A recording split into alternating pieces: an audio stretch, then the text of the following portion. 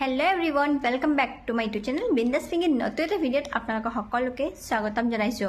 আৰু বিবাহ ভালপোৱা ইমান যে ভয়ংকৰ হ'ব পাৰে আপোনালোকে এই ভিডিঅ'টো শেষলৈকে চাওক।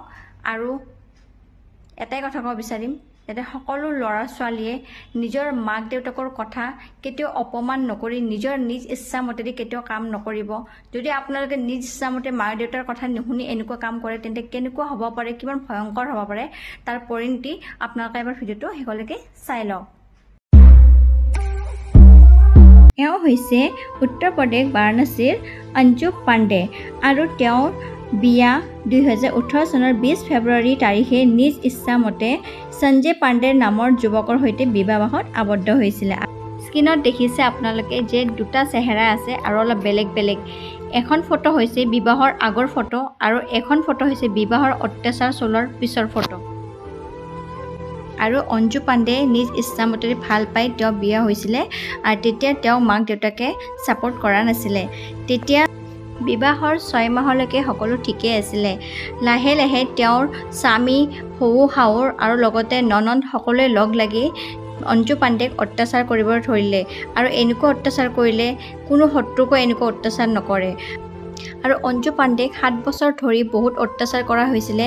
তেওঁক মলমূত্ৰ খোৱা হৈছিলে, তেল গৰম কৰি ঢালি দিয়া হৈছিলে, ৰড তাৰেৰে তেওঁক মাৰা হৈছিলে, উলংগ কৰি মাৰা হৈছিলে আৰু এনেকৈ বহুত শাস্তি তেওঁক ভয়ংকৰ শাস্তি দিয়া হৈছিলে।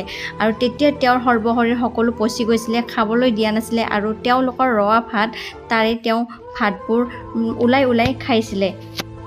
আৰু এনেকৈ 7 বছৰ শাস্তি খাই অঞ্জু পাণ্ডে পলাই গুচি আহিলে এদিন। আৰু তেওঁ এটা পেটিকোট আৰু ব্লাউজৰ সৈতে এনেকৈ পলাই আহিছিলে আৰু ৰেলৱে ষ্টেচনৰ পৰা বেলেগৰ মোবাইল লৈ তেওঁ নিজৰ ভাতৃক ফোন কৰিছিলে। আৰু যেতিয়া তেওঁক নিবলৈ ভাতৃ আহিছিলে তেতিয়া অঞ্জু পাণ্ডে বুলি চিনি পোৱা নাছিলে, তেওঁক ভিক্ষাৰী বুলি ভাবিছিলে। এয়া চাওক ফটো।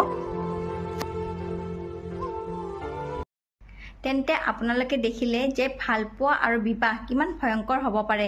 যেতিয়া এজনী ছোৱালী লাভ মেৰেজ কৰক বা এৰেঞ্জ মেৰেজ কৰক তেতিয়া ছোৱালীটোৰ আশা এইটোৱে থাকে যে তেওঁৰ বাকী যোনে যি নহওক কিন্তু তেওঁৰ স্বামীজন যদি ভাল হয়, তেওঁৰ লগত যদি থিয় হয় তেন্তে তেওঁৰ জীৱনত একো নালাগে। আৰু তেনেকৈয়ে অঞ্জু পাণ্ডেও এটা আশা লৈ তেওঁ বিবাহত বহিছিলে সঞ্জয় পাণ্ডেৰ লগত। তেন্তে পৰিণতি কি হ'ল আপোনালোকে দেখিলে। তেন্তে মই সকলোকে এটা কথা ক'ব বিচাৰিম, বিশেষকৈ ল'ৰা ছোৱালী মাক দেউতাকৰ কথা কেতিয়াও অনাদৰ নকৰিব আৰু সদায় মাক দেউতাকৰ কথা মতে চলিব। মাক দেউতাকে নিজৰ ল'ৰা ছোৱালীৰ ভৱিষ্যতৰ কাৰণে কেতিয়াও বেয়া নাভাবে, সদায় ভালটোৱে ভাবে। আৰু যোন ল'ৰা ছোৱালীয়ে মাক দেউতাকৰ কথা শুনি আগবাঢ়ি যায় তেওঁ নিশ্চয় সফল হয়। তেন্তে আজিৰ ভিডিঅ'টোত এইখিনিয়ে আছিলে। যদি ভাল লাগিছে প্লিজ লাইক কমেণ্ট শ্বেয়াৰ লগতে ছাবস্ক্ৰাইব কৰি দিব।